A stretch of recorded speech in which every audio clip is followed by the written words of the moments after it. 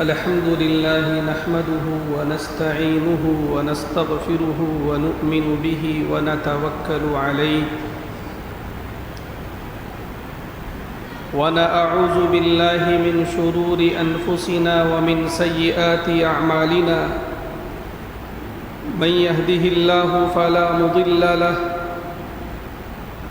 ومن يضلله فلا هادي له ونشهد أن لا إله إلا الله وحده لا شريك له ونشهد أن سيدنا ومولانا محمدًا عبده ورسوله أما بعد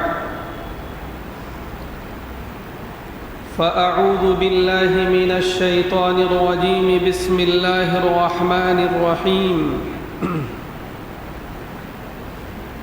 إن عدة الشهور عند الله 12 شهرا في كتاب الله يوم خلق السماوات والأرض منها 4 حرم ذلك الدين القيم وقال تعالى إنما يريد الله ليذهب عنكم الرجس أهل البيت ويطهركم تطهيرا صدق الله العظيم وقال النبي صلى الله عليه وسلم الحسن والحسين سيدا شباب أهل الجنة وقال فاطمة بضعة مني فمن أغضبها أغضبني أو كما قال صلى الله عليه وسلم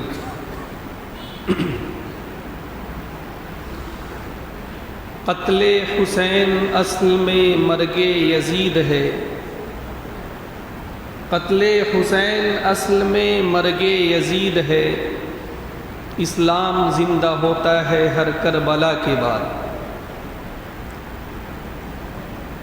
قابل صد احترام میرے بزرگوں بھائیوں عزیزوں اور دوستوں، آج محرم کی 6 تاریخ ہے۔ اسلامی نئے سال کا آغاز ہو چکا ہے۔ 1444 ہجری میں ہم داخل ہو چکے ہیں۔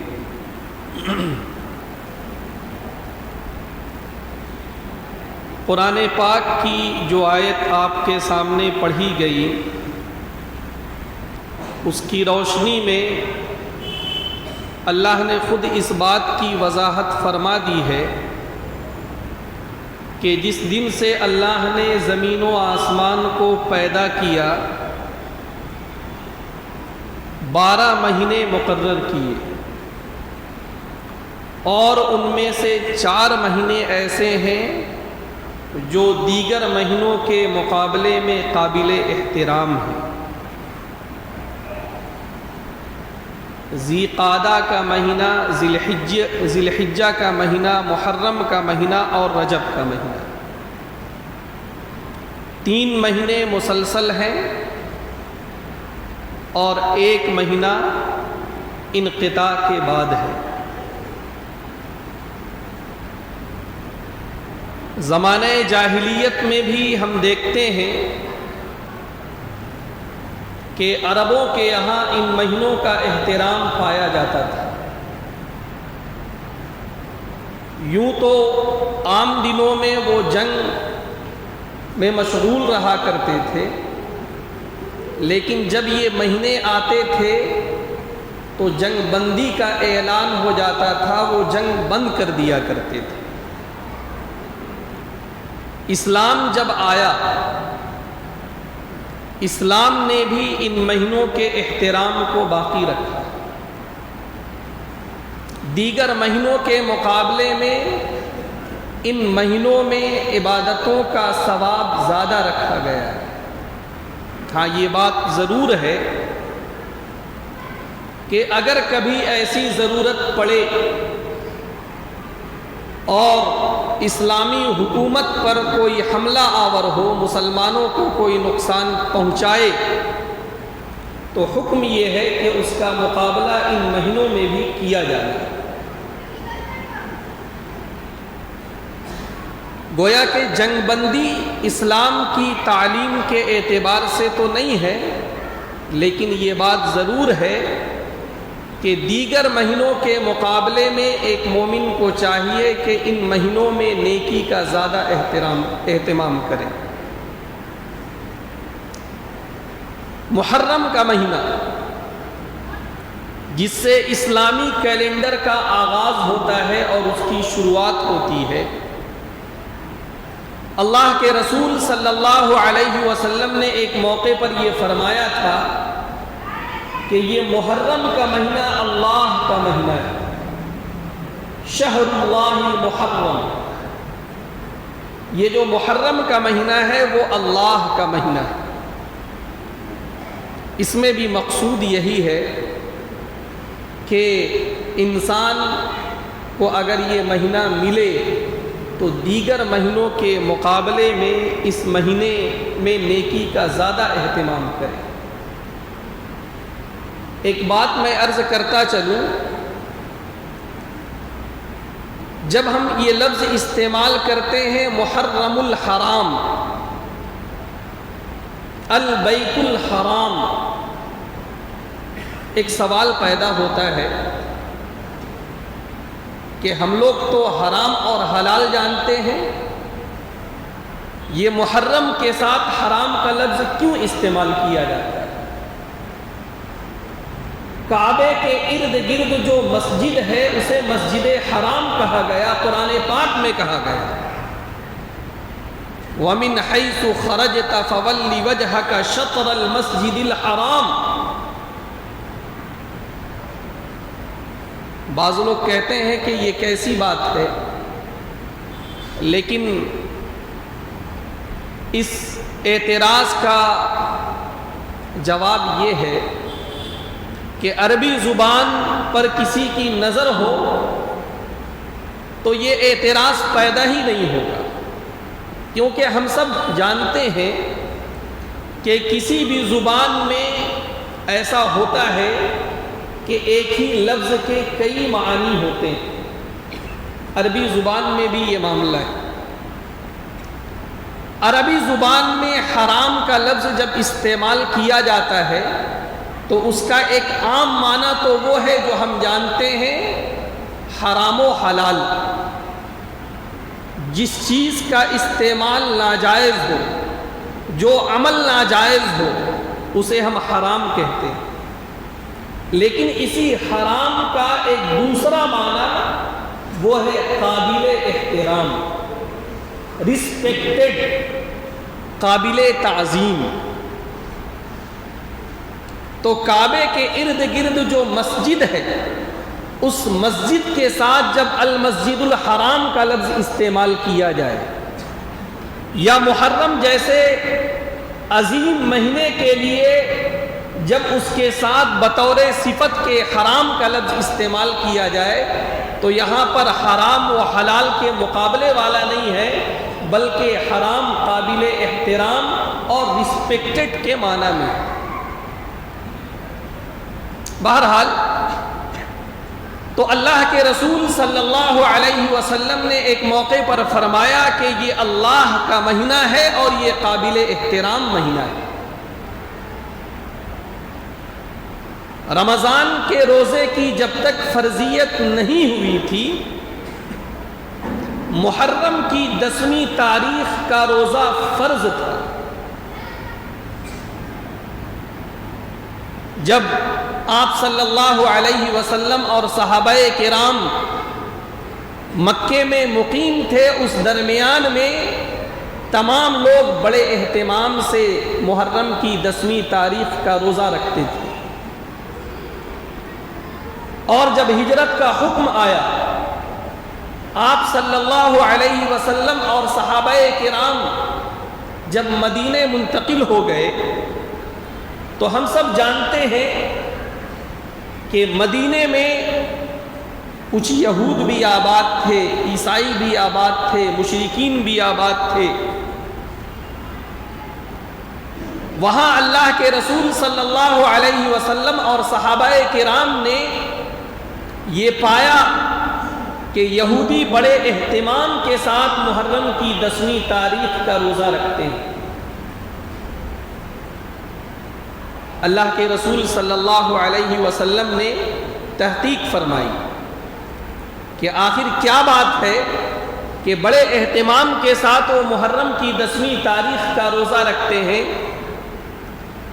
پتہ یہ چلا کہ ان کی مذہبی کتابوں کے مطابق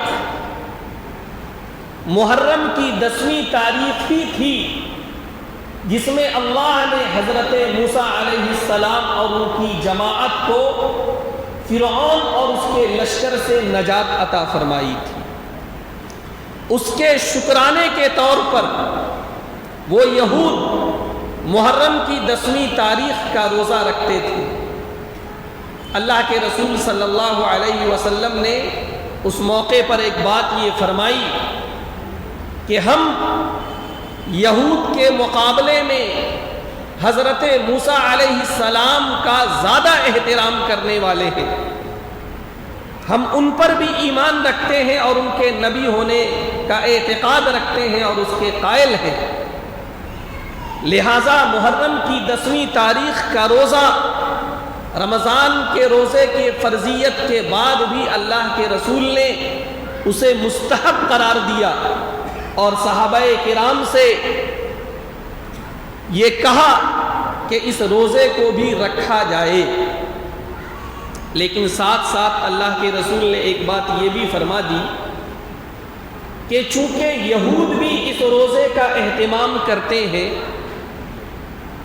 تو ایسا نہ ہو کہ مسلمان اور یہودیوں کے درمیان میں مشابہت پیدا ہو جائے، سملیرٹی پیدا ہو جائے، اس لیے مسلمانوں کو یہ چاہیے کہ 10ویں تاریخ کے ساتھ 9ویں تاریخ کا بھی اضافہ کر لے یا 11ویں تاریخ کا اضافہ کر لے۔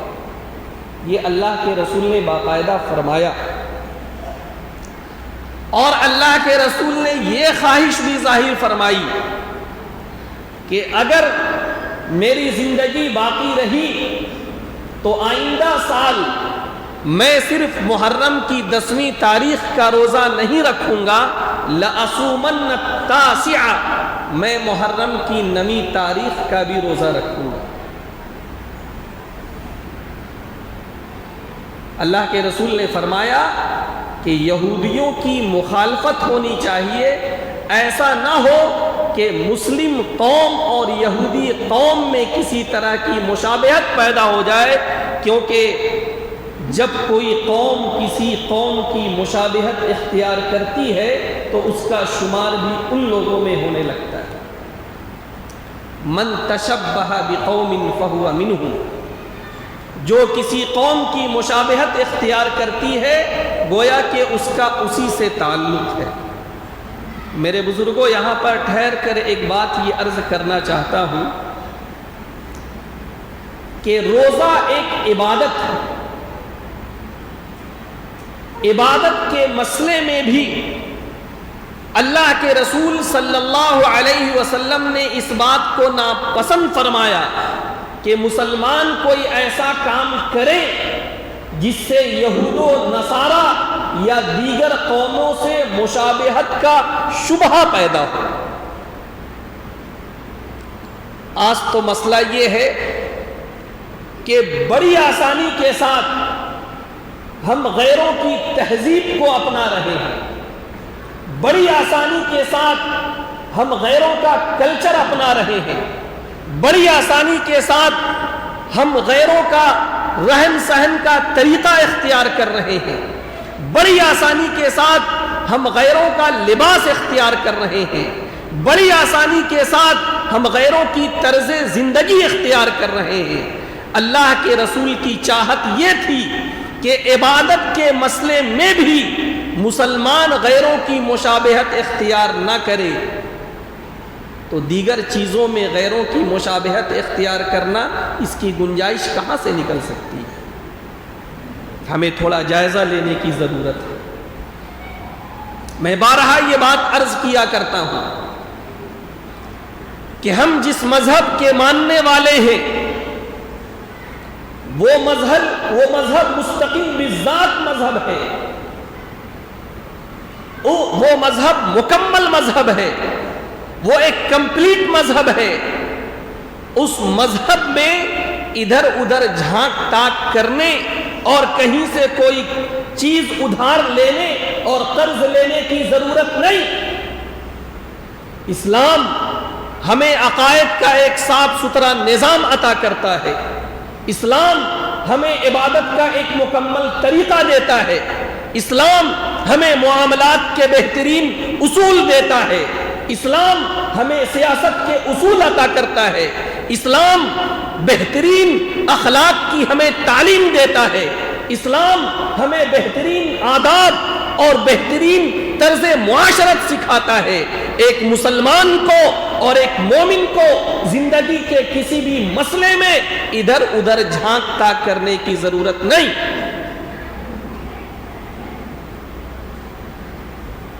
تو یہ جو محرم کی 10ویں تاریخ ہے، اس تاریخ کا روزہ اللہ کے رسول نے اسے مستحب قرار دیا ہے، رکھنا چاہیے۔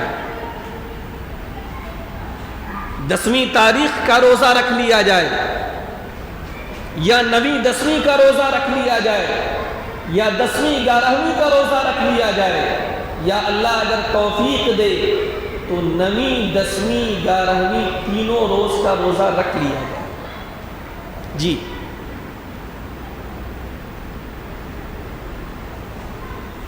علامہ انور شاہ کشمیری رحمت اللہ علیہ ایک بہت بڑے عالم گزرے ہیں، دارالعلوم دیوبند کے اکابرین میں سے ہیں، حدیث میں ان کا بڑا مقام ہے، بڑی خدمات ہیں۔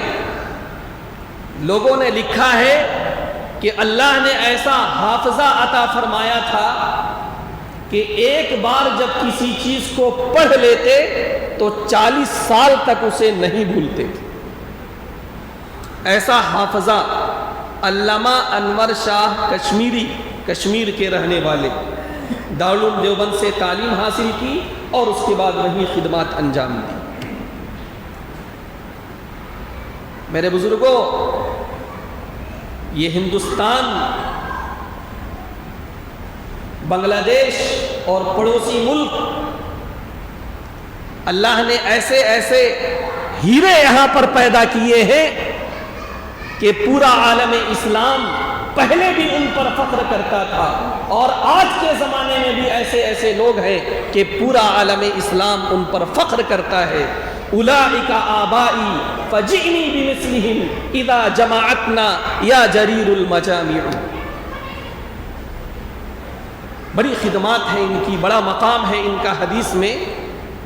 انہوں نے ایک بات لکھی اسی مسئلے کے سلسلے، فرمایا کہ عاشوراء کا جو روزہ ہے اس روزے کو رکھنے کی 3 شکلیں۔ ایک شکل تو یہ ہے کہ انسان 9ویں 10ویں 11ویں تاریخ کا روزہ رکھے، یعنی 3 روزے رکھے،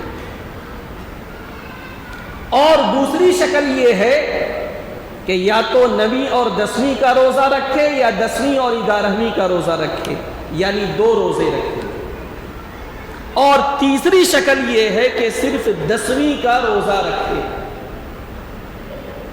یہ 3 شکلیں۔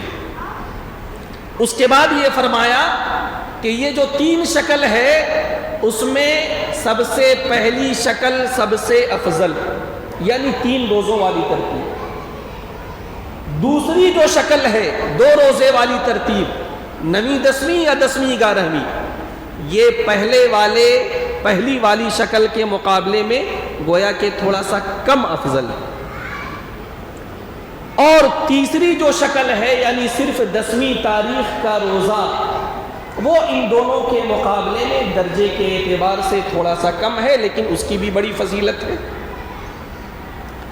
عام طور سے عاشوراء کے روزے کے مسئلے میں لوگ کہہ دیتے ہیں کہ صرف عاشوراء کا روزہ رکھنا وہ صحیح نہیں ہے، ناجائز ہے۔ ایسی کوئی بات نہیں، پوری وضاحت سے بات آپ سنیں۔ اگر کسی کو اللہ نے استطاعت دی ہے وہ تینوں روزہ رکھے، یہ افضل ترین شکل، یہ بیسٹ شکل۔ اگر کسی کو اللہ نے توفیق دی اس نے 2 روزہ رکھا، وہ بھی فضیلت کے اعتبار سے دوسرے نمبر پر ہے، یہ بیٹر شکل۔ اور کسی کو اگر ایک ہی روزے کی توفیق ہوئی وہ برا نہیں ہے، وہ بھی گڈ ہے، اور اسے بھی انشاءاللہ فضیلت حاصل ہوگی۔ تو ہمیں اس بات کا اہتمام کرنا ہے کہ اگر اللہ ہمیں توفیق دے ان روزوں کا ہمیں اہتمام کرنا ہے۔ ایک بات اور سن لیں، اللہ کے رسول صلی اللہ علیہ وسلم نے ایک موقع پر فرمایا تھا، اور میں پہلے عرض کر دوں کہ یہ جو حدیث ہے سند کے اعتبار سے اس میں ضعف ہے، لیکن بہرحال ہمارے بزرگوں کا یہ معمول رہا ہے۔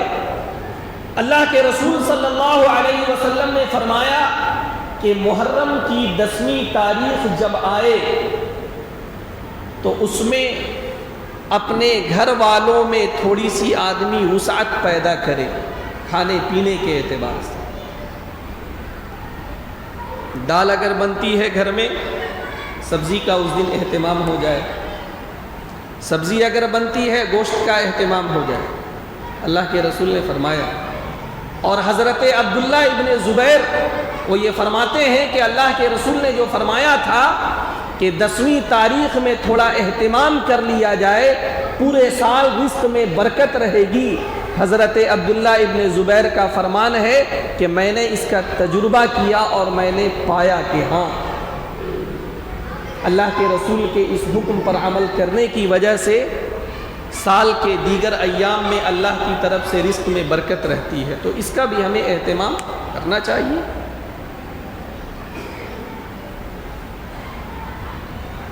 اور اس مہینے میں جو بنیادی کام ہمیں کرنا چاہیے اس کی تھوڑی بہت وضاحت ہو گئی، لیکن اس مہینے کے تعلق سے جو کچھ غلط اعتقادات ہمارے ذہن میں ہیں اس کا بھی صاف ہونا بہت ضروری ہے۔ بسا اوقات ہم یہ سمجھتے ہیں کہ چونکہ اسی مہینے کی 10ویں تاریخ کو حضرت امام حسین کی شہادت کا واقعہ پیش آیا، یقیناً ہم اس کے قائل ہیں، اور یہ اسلام کا اہم ترین واقعہ ہے، عظیم الشان واقعہ ہے، حادثہ فاجعہ ہے، بلکہ یوں کہہ لیجئے کہ اسلام کی تاریخ میں یہ ایک ایسا واقعہ ہے کہ جب نواسہ رسول کو غیر مسلم اور کافر نہیں بلکہ مسلمانوں جیسا نام رکھنے والے لوگوں نے تہے تیگ کر دیا، ان کا سر ان کے گردن سے جدا کر دیا، یہ ایک المناک داستان ہے، درد سے بھری ہوئی داستان ہے۔ ہم اس کا اقرار کرتے ہیں، لیکن یہ بات بھی ہمیں یاد رکھنا چاہیے کہ ہمیں خوشی کب منانی ہے، ہمیں غم کب منانا ہے، کتنا منانا ہے، اس میں بھی ہم شریعت کی پابند ہیں۔ اللہ کے رسول صلی اللہ علیہ وسلم نے ایک موقع پر فرمایا تھا کہ کسی مومن کے لیے جائز نہیں کہ وہ کسی کے مرنے پر یا کسی نقصان پر 3 دن سے زیادہ غم منائے۔ اللہ کے رسول نے باقاعدہ فرمایا صرف عورت کو اجازت ہے کہ اگر اس کے شوہر کا انتقال ہو جائے، اگر اس کا شوہر اسے طلاق دے دے، تو چونکہ شوہر جیسی عظیم نعمت سے وہ محروم ہو گئی ہے، اس محرومی کے لیے طلاق کے مسئلے میں کہا گیا کہ تقریباً 3 مہینے اسے بناؤ سنگار سے پرہیز کرنا ہے، اسے سادی زندگی گزارنی ہے، اور اگر اس کے شوہر کا انتقال ہو جائے تو 4 مہینے 10 دن وہ بناؤ سنگار سے پرہیز کرے۔ ایک عورت کے لیے اس بات کی گویا کہ گنجائش ہے کہ اگر شوہر کا انتقال ہو جائے تب دیگر رشتہ داروں کے انتقال میں، باپ کے انتقال میں، بیٹے کے انتقال میں، بھائی کے انتقال میں بھی اسے بہت زیادہ 3 دن سے زیادہ غم منانے کی اجازت نہیں۔ تو ہمیں خوشی بھی اسلام کے حکم کے مطابق منانی ہے اور ہمیں غم بھی اسلام کے حکم کے مطابق منانا ہے۔ یہ کہاں سے ہم نے طے کر دیا کہ محرم کا مہینہ جو ہے وہ غم کا مہینہ ہے؟ کیوں؟ اگر اس کی وجہ یہ ہے کہ محرم کی 10ویں تاریخ میں حضرت امام حسین شہید ہوئے تو یہ بات یاد رکھیے کہ اگر حضور پاک صلی اللہ علیہ وسلم کے بعد جو صحابہ کرام کی جماعت تھی، جو تابعین کی جماعت تھی، جو تبع تابعین کی جماعت تھی، اس کے بعد جو ہمارے بزرگان دین ہیں، مؤمنین ہیں، اور مسلمانوں کی جو 1400 سالہ تاریخ ہے، اس تاریخ کو اگر ہم کھنگالیں گے تو 365 دن کا کوئی لمحہ ایسا نہیں ہوگا جس میں کسی نہ کسی مسلمان نے، کسی نہ کسی مومن نے اللہ کے راستے میں اپنی جان کا نذرانہ نہ پیش کیا ہوگا۔ بات سمجھنے کی ہے۔ میں نے عرض کیا تھا 2-3 ہفتے پہلے کہ ذی الحجہ ہی کی 17 یا 18 تاریخ تھی، حضرت عثمان غنی رضی اللہ عنہ شہید ہوئے۔ ذی الحجہ کی 26 یا 27ویں تاریخ تھی، حضرت عمر رضی اللہ عنہ پر حملہ ہوا۔ محرم کی پہلی تاریخ تھی جس میں حضرت عمر رضی اللہ عنہ وفات پائے۔ 10ویں تاریخ کو نواسہ رسول ایک ظالم اور جابر کے مقابلے میں مقابلہ کرتے ہوئے شہید ہوئے۔ یقیناً یہ اسلام کا عظیم الشان واقعہ ہے، لیکن اس کا یہ مطلب نہیں ہے کہ اس کے علاوہ جو قربانیاں ہیں، اس کے علاوہ جو شہادتیں ہیں، اس کا کوئی معنی اور مطلب نہیں ہے۔ ان تمام کا معنی اور مطلب ہے، لیکن اس بنیاد پر کسی بھی دن کو، کسی بھی مہینے کو یا کسی بھی تاریخ کو غم کا دن بنا لینا اسلام میں اس کی بالکل اجازت نہیں۔ ایک اور بات، ایک اور غلط فہمی جس میں ہم محرم کے مہینے میں مبتلا ہو جاتے ہیں وہ یہ ہے کہ محرم کی کسی تاریخ میں رشتے کی کوئی بات نہیں کرنا ہے، منگنی نہیں کرنا ہے، لڑکا لڑکی کو دیکھنے نہیں جانا ہے، شادی بیاہ نہیں کرنا ہے۔ کیوں صاحب؟ ابھی غم کا مہینہ چل رہا ہے، اس میں جو ہے کیسے ہم خوشی منائیں؟ اچھا ایک بات میں عرض کروں کہ محرم کی 10ویں تاریخ کو امام حسین شہید ہوئے، اور خود اللہ کے رسول نے محرم کی 10ویں تاریخ میں اپنے اہل و عیال پر وسعت کرنے کا حکم پہلے دے دیا۔ تو کیا غم کے موقع پر اچھے کھانوں کا اہتمام کیا جانا چاہیے؟ نہیں، وہ ایک الگ چیز ہے، یہ ایک الگ چیز ہے۔ اور جہاں تک شادی بیاہ کی بات ہے تو تھوڑا سا سن لیں۔ حضور پاک صلی اللہ علیہ وسلم نے جو سب سے پہلی شادی فرمائی حضرت خدیجہ رضی اللہ عنہا سے 25 سال کی عمر میں، اور 25 سال تک مسلسل آپ کے ساتھ رہے، دوسری شادی آپ نے نہیں کی۔ آپ نے دیگر شادیاں جو کی ہیں وہ 50 سال کے بعد کی ہیں، اس کو آپ یاد رکھیں۔ یہ بھی حضور کی سیرت کا ایک بہت اہم واقعہ ہے۔ لوگ بڑی غلیظ غلیظ باتیں اپنی زبان سے نکال دیتے ہیں۔ حضور نے 25 سال کی جوانی کی عمر میں 40 سال کی گویا کہ بوڑھی عورت سے نکاح فرمایا، اور 25 سال تک مسلسل ان کے ساتھ رہے۔ اس درمیان میں آپ نے کسی دوسری عورت سے نکاح نہیں کیا۔ 50 سال کے بعد آپ نے دوسرا نکاح کیا ہے۔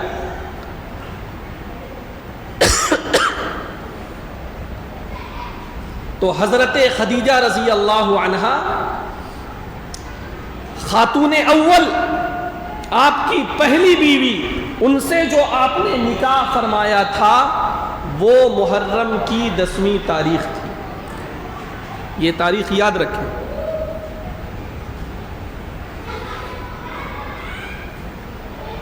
حضور پاک صلی اللہ علیہ وسلم پہلا نکاح فرما رہے ہیں محرم کی 10ویں تاریخ میں۔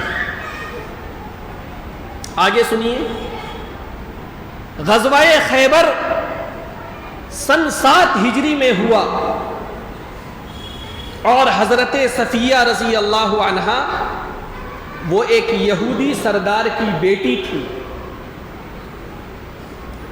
اور ان سے اللہ کے رسول نے نکاح فرمایا اور وہ ام المؤمنین بنی۔ تاریخ کی کتابوں میں لکھا ہے، تھوڑا اختلاف بھی ہے، لیکن ایک روایت کے مطابق اللہ کے رسول نے حضرت صفیہ سے جو نکاح فرمایا تھا وہ محرم کے مہینے میں فرمایا تھا۔ اللہ کے رسول کی چہیتی بیٹی حضرت فاطمہ، جن کا نکاح حضرت علی سے ہوا، خلیفہ راشد، چوتھے خلیفہ، حضرت فاطمہ اور حضرت علی کا نکاح بھی محرم کے مہینے میں ہوا۔ حضرت ام کلثوم، جن کا نکاح حضرت عثمان رضی اللہ عنہ سے ہوا، ایک روایت کے مطابق ان دونوں حضرات کا نکاح بھی محرم کے مہینے میں ہوا۔ اب اگر کسی کو یہ سمجھ میں آتا ہے کہ محرم کے مہینے میں نکاح کرنے سے اس میں نحوست پیدا ہو جاتی ہے تو تھوڑا سا وہ ہم کو اس بات کا جواب دے کہ کیا حضور اور حضرت خدیجہ کے نکاح میں کوئی نحوست پیدا ہوئی؟ کیا حضور اور حضرت صفیہ کے نکاح میں کوئی نحوست پیدا ہوئی؟ کیا حضرت فاطمہ اور علی کے نکاح میں کوئی نحوست پیدا ہوئی؟ کیا حضرت ام کلثوم اور حضرت عثمان کے نکاح میں کوئی نحوست پیدا ہوئی؟ اگر نہیں پیدا ہوئی ہے تو انشاءاللہ آپ بھی اللہ پر یقین رکھتے ہوئے اور یہ یقین رکھتے ہوئے کہ نفع اور نقصان کا مالک اللہ ہے، اگر زندگی میں کوئی اچھی بات پیش آنی ہے تو وہ آ کر رہے گی، خدا نخواستہ اگر کوئی شر پیش آنا ہے تو وہ آ کر رہے گا، لیکن ہمیں غلط اعتقادات سے بچنا چاہیے۔ تو یہ بھی ہمارے درمیان کی ایک بڑی عجیب و غریب بات ہے، ان سب باتوں سے بھی ہمیں بچنا چاہیے۔ اور میرے بزرگوں،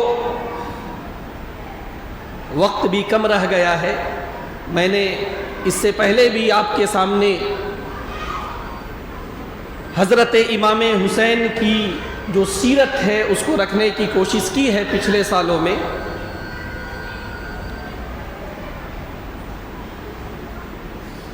کچھ باتیں موٹی موٹی ابھی بھی عرض کر دیں۔ ہم سب جانتے ہیں کہ حضرت امام حسن رضی اللہ عنہ اور حضرت امام حسین رضی اللہ عنہ یہ حضور پاک کے نواسے ہیں، اور حضور کا جو خاندان چلا ہے وہ حضرت فاطمہ کے واسطے سے انہی دونوں بزرگوں سے چلا ہے۔ آج بھی دنیا کے بہت سارے حصے میں بلکہ ہندوستان میں بھی حسنی خاندان سے تعلق رکھنے والے لوگ، حسینی خاندان سے تعلق رکھنے والے لوگ موجود ہیں۔ دارالعلوم ندوۃ العلماء کے اس وقت جو ناظم اعلیٰ ہے مولانا رابع حسنی صاحب، ان کا بھی اسی خاندان سے تعلق ہے۔ وہاں کے موقر استاذ جو ابھی فی الحال وہاں سے الگ ہو چکے ہیں، مولانا سلمان حسینی صاحب، مولانا سہیل حسینی صاحب، یہ حضرات وہ ہیں جن کا تعلق واقعی اسی خاندان سے ہے، اور ان حضرات کے یہاں پورا شجرہ نسب بھی موجود ہے۔ بہرحال تو حضرت امام حسن اور حضرت امام حسین یہ حضور کے نواسے ہیں، اور ان دونوں نے امت کے سامنے جو نمونہ پیش کیا ہے وہ ہمیں یاد رکھنا چاہیے۔ حضرت امام حسن نے بھی بڑا اعلیٰ نمونہ پیش کیا۔ اور حضرت امام حسین نے جو نمونہ پیش کیا اسے تو دنیا یاد کرتی ہی ہے۔ حضرت امام حسن، میں مختصراً عرض کر دوں، حضرت علی رضی اللہ عنہ جو کہ چوتھے خلیفہ تھے، اور آپ کی شہادت کا واقعہ جب پیش آ گیا تو لوگوں کی ایک بڑی تعداد نے حضرت امام حسن رضی اللہ عنہ کے ہاتھ پر بیعت کر لیا کہ حضرت علی کے بعد اب آپ میرے اور مسلمانوں کے خلیفہ ہوں گے۔ لیکن دوسری طرف معاملہ یہ تھا کہ حضرت امیر معاویہ رضی اللہ عنہ جو کہ ایک جلیل القدر صحابی ہیں، کاتب وحی ہیں، اور بڑا ان کا اعلیٰ مقام ہے،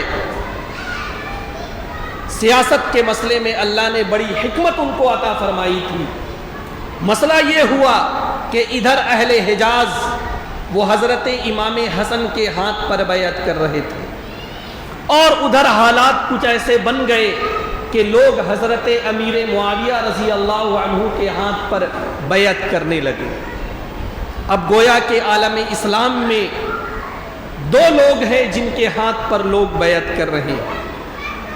ایک کشمکش پیدا ہوئی، ادھر سے حضرت امیر معاویہ رضی اللہ عنہ اور ان کے ماننے والے لوگ آ رہے ہیں، ادھر سے حضرت امام حسن رضی اللہ عنہ اور ان کے ماننے والے لوگ آ رہے ہیں، اور صورتحال ایسی بن گئی ہے کہ مسلمانوں کی یہ دونوں جماعت کہیں ٹکرا نہ جائے۔ بڑے بڑے صحابہ حضرت امام حسن کی طرف، امام حسن نے جب یہ دیکھا کہ بڑی عجیب و غریب صورتحال پیش آ گئی ہے، میں اگر اپنی خلافت پر قائم رہا تو ہو سکتا ہے مسلمانوں کی یہ دونوں جماعتیں ٹکرا جائیں اور اس کی وجہ سے ایک مسلمان دوسرے مسلمان کا خون بہائے، ایک مسلمان کی تلوار ایک مسلمان کی تلوار سے لہو لہان ہو جائے۔ حضرت امام حسن رضی اللہ عنہ نے اس موقع پر یہ کہا کہ میں خلافت سے دستبردار ہوتا ہوں، اور میں مسلمانوں سے یہ اپیل کرتا ہوں کہ وہ تمام کے تمام لوگ حضرت امیر معاویہ رضی اللہ عنہ کے ہاتھ پر بیعت کر لیں۔ یہ ایک بہت بڑا فیصلہ تھا۔ ایک طرف اکابر صحابہ آپ کے ساتھ ہیں، لوگوں کا جمع غفیر آپ کے ساتھ ہے، لیکن پھر بھی صرف اس وجہ سے کہ مسلمانوں کے درمیان میں خون خرابہ نہ ہو، آپ اپنی خلافت سے دستبردار ہو جاتے ہیں۔ اور ہوتا بھی یہی ہے کہ ایک بڑی جنگ جو کہ مسلمانوں کے سر پہ منڈلا رہی تھی وہ ٹل جاتی ہے۔ حالانکہ اس کے نتیجے میں بعض لوگوں نے حضرت امام حسن کو برا بھلا بھی کہا، سب و شتم بھی کیا، لیکن ان کے سامنے حکمت یہ تھی کہ میرے اڑنے کے نتیجے میں مسلمانوں کے درمیان میں خون خرابہ ہوگا، لہٰذا بہتر ہے کہ میں خلافت سے دستبردار ہو جاؤں۔ لیکن یہ نقطہ بھی یاد رکھنے کا ہے کہ جن کے حق میں وہ خلافت سے دستبردار ہو رہے تھے وہ بھی ایک جلیل القدر صحابی تھے، اللہ کے رسول کے صحبت یافتہ تھے، کاتب وحی تھے، سیاست اور حکومت کی اہلیت رکھتے تھے۔ ان تمام باتوں کو سامنے رکھتے ہوئے آپ ان کے حق میں دستبردار ہوئے، اور پھر اسلام کی تاریخ نے دیکھا کہ حضرت امیر معاویہ رضی اللہ عنہ کے زمانے میں فتوحات کا ایک دروازہ کھلا اور اسلامی حدود میں اضافہ ہوا۔ یہ ہے کردار حضرت امام حسن کہ جب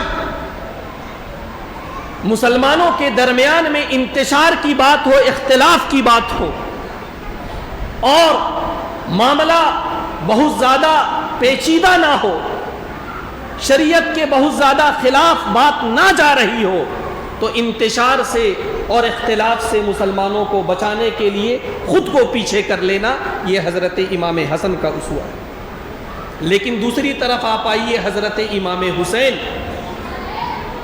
ان کا جو موقف تھا وہ موقف بھی اپنی جگہ پر 100% صحیح. کیوں؟ اس وجہ سے کہ اسلام نے جہاں ہمیں عقیدہ دیا، عبادت دیا، اخلاق دیا، معاشرت دیا، اسی طرح حکومت اور سیاست کے تعلق سے بھی ایک اصول دیا، اور اس اصول کے خلاصے کا نام ہے خلافت. خلافت یہ اسلامی طرز حکومت کا نام ہے. خلافت کی 2 بنیادی باتیں آپ ذہن میں رکھیں. کسی سے بھیج دیا کرو، ہانتے ہوئے چلے آ رہے. خلافت، اس کی 2 بنیادی باتیں ہمیشہ ذہن میں رکھا جائے کہ خلیفہ وہی شخص بنے گا جس کے اندر اہلیت ہو، جو اپنے علم، فضل، تقوی اور طہارت کے اعتبار سے مسلمانوں کی جو جماعت ہے اس پوری جماعت میں اعلیٰ مقام رکھتا ہو، نمبر 1. اور نمبر 2 بات یہ ہے کہ مسلمانوں کا جو کریم طبقہ ہو، مسلمانوں میں جو علم و فضل اور عبادت اور تقوی اور طہارت کے اعتبار سے اپنا ایک امتیازی مقام رکھتا ہو، اس گروہ نے اسے خلیفہ بنایا. محض کسی کا بیٹا ہو جانے کی وجہ سے، محض کسی خاندان میں پیدا ہو جانے کی وجہ سے کوئی کسی منصب کا اہل نہیں ہوتا. اس کو یاد رکھا جائے. اسلامی خلافت کا جو تصور ہے وہ تصور یہ ہے کہ منصب اور عہدہ اسے دیا جائے جو اس کا اہل ہو، چاہے خاندانی اعتبار سے اس کا تعلق کسی بھی خاندان سے کیوں نہ ہو. اور دوسرے نمبر پر مسلمانوں کا جو تقوی والا طبقہ ہے وہ طبقہ اس کو منتخب کرے. اگر اس بنیاد پر کسی کا انتخاب ہوتا ہے تو یاد رکھیے کہ وہ خلافت ہے. اور صرف خاندان کی بنیاد پر، صرف برادری کی بنیاد پر، صرف علاقائیت کی بنیاد پر اگر کہیں پر کسی کا انتخاب ہو رہا ہے تو یاد رکھیے وہ خلافت نہیں ہے، وہ یزیدیت ہے. اللہ ہم سب کو معاف کرے. تھوڑا سا اس آئینے کو سامنے رکھ کر ہم اپنے سماج کا ایک جائزہ لیں. کیا ہمارے سماج میں ایسا نہیں ہو رہا ہے؟ بڑے بڑے ادارے، بڑی بڑی انجمنیں، اس میں بنیاد ہے تو صرف کیا ہے؟ خاندان، علاقائیت، نسل، زبان، علاقہ. اگر بنیاد یہ ہے تو یاد رکھا جائے یہ خلافت نہیں ہے، یہ حسینیت نہیں ہے، یہ یزیدیت ہے. چاہے وہ مسجد میں ہو رہا ہو، مدرسے میں ہو رہا ہو، تنظیموں میں ہو رہا ہو، اداروں میں ہو رہا ہو، یہ یزیدیت ہے. حضرت امام حسین رضی اللہ عنہ، انہوں نے جب یہ دیکھا کہ یزید صرف اس وجہ سے کہ وہ حضرت امیر معاویہ رضی اللہ عنہ کا بیٹا ہے اور اس کے علاوہ کوئی اہلیت اس کے اندر نہیں ہے، اس کے مقابلے میں اکابر صحابہ موجود ہیں، حضرت امام حسن، حضرت امام حسین موجود ہیں، حضرت عبداللہ ابن زبیر موجود ہیں، لیکن اس نے تلوار کی زور پر لوگوں سے بیعت لینا شروع کر دیا. اس کا یہ عمل غلط تھا. اور اس وقت جو صحابہ کرام موجود تھے، حضرت عبداللہ ابن عمر رضی اللہ عنہ، حضرت عبداللہ ابن مسعود رضی اللہ عنہ، حضرت عبداللہ ابن زبیر رضی اللہ عنہ اور دیگر صحابہ کرام، وہ بھی یزید کے اس عمل کو غلط سمجھتے تھے. لیکن ایک سوال پیدا ہوتا ہے کہ آخر ان تمام لوگوں کی موجودگی میں صرف حضرت امام حسین کیوں کھڑے؟ ان حضرات کے سامنے کچھ مصلحتیں تھیں. وہ یہ دیکھ رہے تھے کہ یہ طاقت کے زور پر بیعت لے رہا ہے، اس کے مقابلے کی ہمارے اندر صلاحیت نہیں. ایک نیا فتنہ کھڑا ہوگا، دیگر مصلحتوں کی وجہ سے وہ حضرات خاموش تھے، لیکن حضرت امام حسین کے سامنے قیامت تک کے مسلمانوں کو یہ پیغام دینا تھا کہ مسلمانوں یاد رکھنا، سیاست اور حکومت کے مسئلے میں بھی اسلام کا جو طرز ہے وہ خلافت کا ہے۔ یزید نے اگر منصب پر قبضہ کر لیا ہے تو یہ خلافت نہیں ہے، یہ بادشاہت ہے۔ اور حضرت امام حسین اپنی بے سر و سامانی کے باوجود صرف 72 لوگوں کے ساتھ یزید کے مقابلے میں کھڑے ہوئے، اور تاریخ یہ جانتی ہے کہ بڑی بے دردی کے ساتھ یزید اور یزید کے لوگوں نے حضرت امام حسین اور ان کے خاندان اور ان کے محبین کو کربلا کے میدان میں ذبح کر دیا۔ دنیا یہ سمجھتی ہوگی کہ شاید امام حسین کی شکست ہو گئی، ظاہری شکست اگر تم سمجھتے ہو تو سمجھا کرو، لیکن حضرت امام حسین کی فتح اس معنی کر ہوئی کہ قیامت تک کے لوگوں کے لیے انہوں نے یہ پیغام دے دیا کہ لوگوں یاد رکھنا، اسلامی تاریخ کے اوراق جب پلٹنا تو حضرت ابو بکر کو خلیفہ ماننا، حضرت عمر کو خلیفہ ماننا، حضرت عثمان کو خلیفہ ماننا، حضرت علی کو خلیفہ ماننا، حضرت امام حسن کو خلیفہ ماننا، لیکن یزید کی جب باری آئے تو اسے ظالم اور جابر بادشاہ ماننا، اس کے علاوہ کچھ نہیں۔ اور ظالم اور جابر بادشاہ جب سروں پر مسلط ہو جائے اور کسی کو اللہ نے طاقت اور قوت دی ہے تو اس کو چاہیے کہ وہ اس کے خلاف علم بغاوت بلند کرے۔ یہ نمونہ ہے۔ میں ہندوستان کی ایک عظیم شخصیت کا یہاں پہ نام لوں جسے ہندوستان کا راشٹریہ پتا بھی کہا جاتا ہے، گاندھی جی۔ جب انگریزوں کے خلاف انہوں نے تحریک چلائی، پڑھے لکھے آدمی تھے، دنیا کی تاریخ اور اسلام کی تاریخ سے واقف تھے۔ انگریزوں کے خلاف جب انہوں نے تحریک چلائی، انگریز اس زمانے میں کہا یہ جاتا تھا کہ ان کی حکومت اتنی عظیم ہے کہ ان کی حکومت میں سورج غروب نہیں ہوتا ہے، یعنی اگر سورج غروب ہوتا بھی ہے تو کہیں نکلتا ہے، جہاں نکلتا ہے وہاں انہی کی حکومت ہوتی ہے۔ اتنی بڑی سپر پاور کے مقابلے میں مہاتما گاندھی نے جب تحریک شروع کی، ان کے جاننے والوں نے یہ اعتراض کیا کہ گاندھی جی آپ کو پتہ بھی ہے کہ آپ اتنی بڑی سپر پاور کے خلاف علم بغاوت بلند کر رہے ہیں؟ انہوں نے کہا کہ ہاں مجھے پتہ ہے، لیکن تمہیں یہ بات بھی یاد رکھنا چاہیے کہ میرے سامنے اسلامی تاریخ کا ایک عظیم ہیرو حضرت امام حسین کا کردار ہے، اسی کردار سے متاثر ہو کر میرے اندر یہ جرأت اور ہمت پیدا ہوئی ہے کہ اتنی بڑی سپر پاور کے مقابلے میں بھی میں تنے تنہا مٹھی بھر جماعت کے ساتھ علم بغاوت بلند کروں۔ بہرحال یہ کردار ہے حضرت امام حسین کا، حضرت امام حسن کا اور دیگر صحابہ کرام کا۔ ہمیں یہ چاہیے کہ صرف چند بیانات نہیں بلکہ تفصیل کے ساتھ ان حضرات کی زندگی کا ہم مطالعہ کریں اور اس اسوے کے مطابق اپنی زندگی کو ڈھالنے کی کوشش کریں۔ اللہ سے دعا کریں کہ جو باتیں عرض کی گئی ہیں اللہ ہمیں ان باتوں سے عبرت اور نصیحت لینے کی توفیق سے نوازے۔ آمین۔ وآخر دعوانا ان الحمد للہ رب العالمین۔